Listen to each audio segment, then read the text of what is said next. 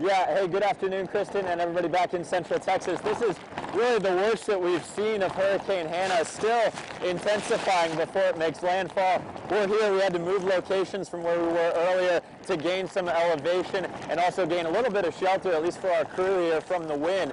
The ocean behind me here, just north of Bob Hall Pier, which has now sustained severe damage. The end of it has fallen into the ocean. The ocean level is 5 feet higher than it should be, and that's because of the storm's low pressure and also because of the wind just piling up this water from the Gulf of Mexico as the wind blows on shore. So you can see that in addition to the 5-foot sea rise, on top of that we have huge pounding waves. They've been crashing up against this concrete seawall behind me, and on the sandy beaches, the berms and all that around me, they've really been seeing some significant erosion. Now the good part of this is, even as Hanna intensifies, she's making landfall just south of this location. I'm in Nueces County, which includes Corpus and has about 300,000 people, and we are getting hit pretty bad by the eye wall right now, but we've only seen gusts to about 69 or 70 miles per hour here. The worst part of the storm should stay a couple counties south of us, and that just happens to be one of the least populated counties in the country. So hopefully that's good news for the damage they may or may not sustain down there. I just talked to a county official here in Nueces County, which includes Mustang Island, Corpus, and the North Padre Island portion where we are. He said no reports of any injuries or deaths, no reports of significant power outages, and aside from that damage down on the pier, everybody seems to be doing along just fine. I invite you guys to stay with us for an extended version of our KXAN update. Just like we're doing right here, we're going to keep this going after the on-air part of our update ends. Join us on KXAN Live by going to KXAN.com or your KXAN app, also on Facebook. Kristen Curry, back to you.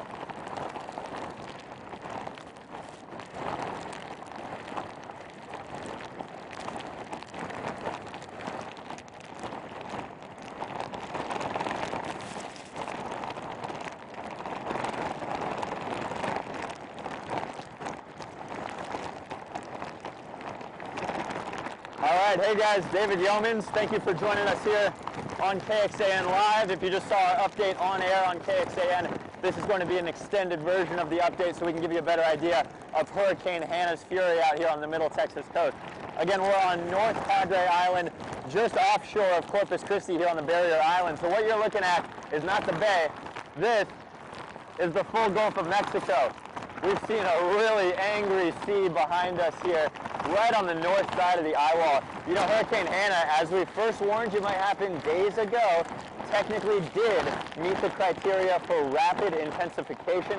That means that a hurricane, or tropical storm, needs to gain 35 miles per hour of wind speed or of intensity within a 24-hour period. And that's exactly what it did. It went from a 45-mile-an-hour tropical storm to an 80-mile-per-hour solid Category 1 hurricane, and now we're expecting even a little bit more strengthening than that before landfall, which should come in here within the next hour.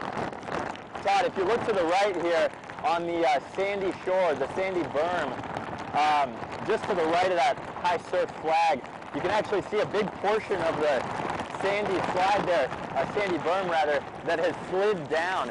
This is some of the beach erosion that we were just talking about from this high ocean level and from the pounding waves. A big portion of that just slid down, and what you're looking at underneath that little sandy cliff is actually supposed to be a drivable road. That's a turnaround on the right side, and this is kind of a parking area here on the beach on the left. You can see the ocean has really overtaken it. Now the good news again is there were no evacuation orders issued for this area, which, you know, could play both ways. That could have been bad news if the storm ended up being stronger.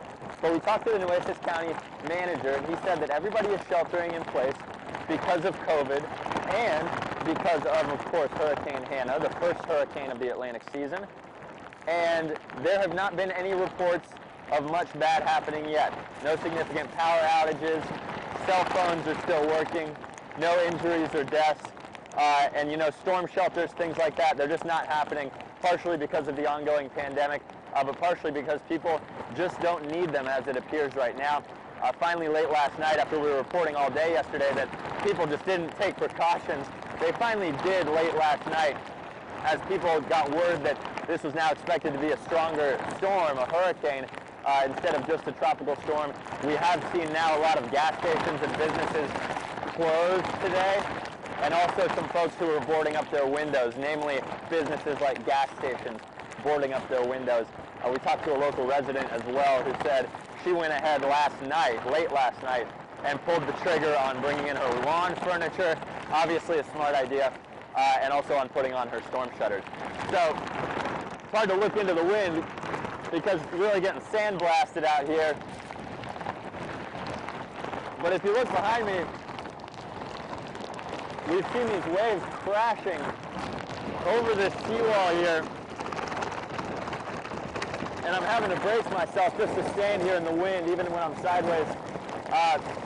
That happens when the wind exceeds about 60 or 65 miles an hour. So these are some of the strongest winds we've seen. Technically tropical storm force. Wouldn't be surprised though if we got some hurricane force gusts over 74 miles per hour here, as we are in the northern eye wall of Hurricane Hanna. So please stay with us here on KXAN.com, on our KXAN social media, Facebook, Instagram, etc. We're going to keep you guys posted with frequent digital updates all evening.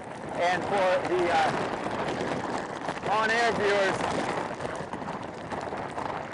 for those joining us on air this evening, we'll be on live with you on KXAN News at 6, and likely later in the evening as well. We'll show you how things are looking down here. So overall, if you have friends, relatives in Corpus